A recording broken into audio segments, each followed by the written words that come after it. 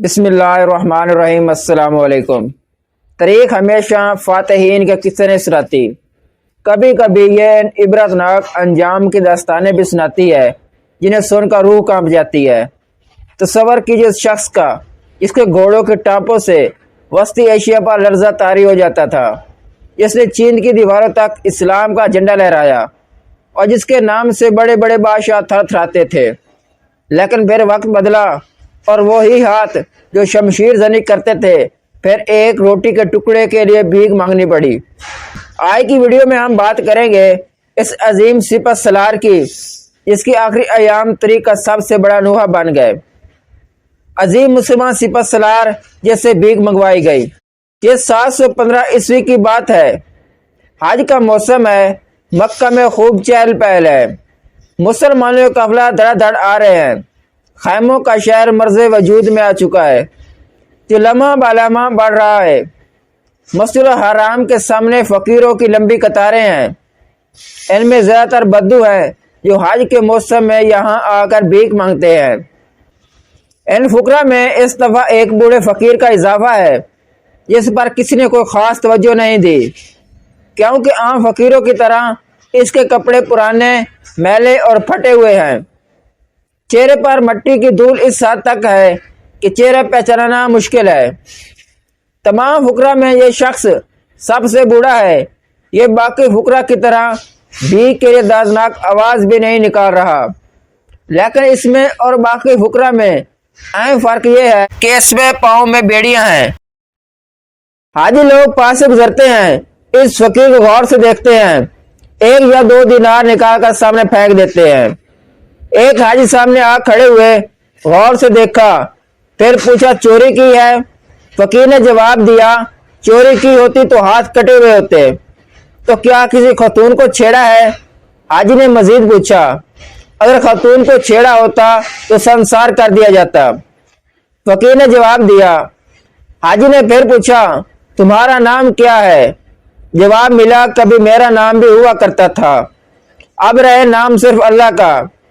تو پھر آپ کون ہیں اور آپ کے پاؤں میں بیڑیاں کیوں ہیں؟ حاجی نے پھر پوچھا۔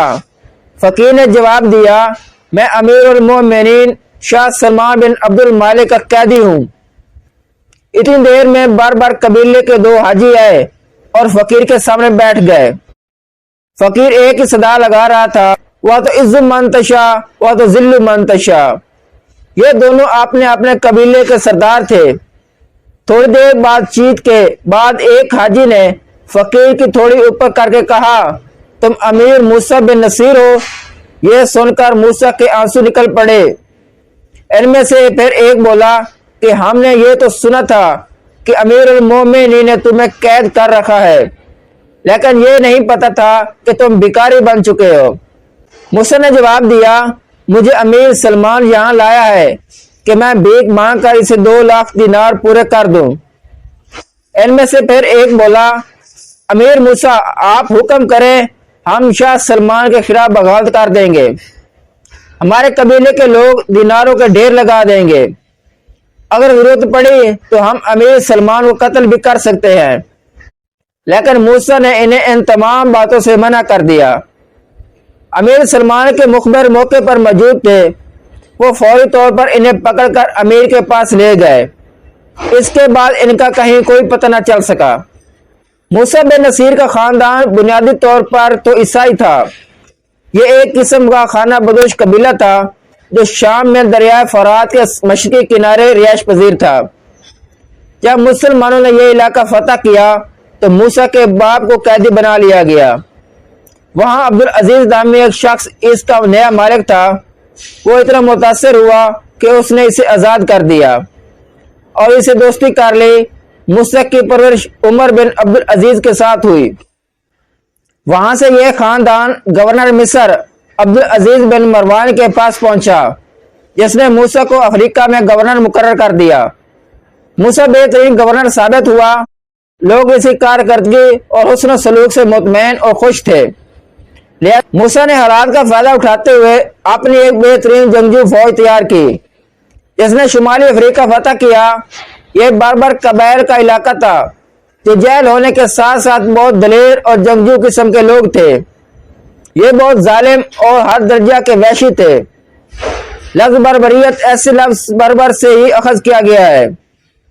موسیٰ کا سب سے بڑا مسئلہ بربر قبائل ثابت ہوئے جو کسی کی حکومت کو قبول ہی نہیں کرتے تھے، لیکن موسیٰ کا ان کے ساتھ حسن و سلوک اتنا اچھا تھا کہ آہستہ آہستہ یہ تمام لوگ مسلمان ہو گئے۔ لہذا انہیں فوج میں ملازمت دی گئی اور فوج کے اعلیٰ عہدے بھی دیے گئے۔ اس میں ان لوگوں میں ڈسپلن آیا اور یہ بہترین سولجر ثابت ہوئے۔ طارق بن زیاد بھی ایک بربر تھا۔ موسیٰ بن نصیر کی گورنری کے عہد میں علاقے میں امن قائم ہوا اور ترقی ہوئی، خصوصاً بربر قبائل کافی افسردہ حال ہوئے۔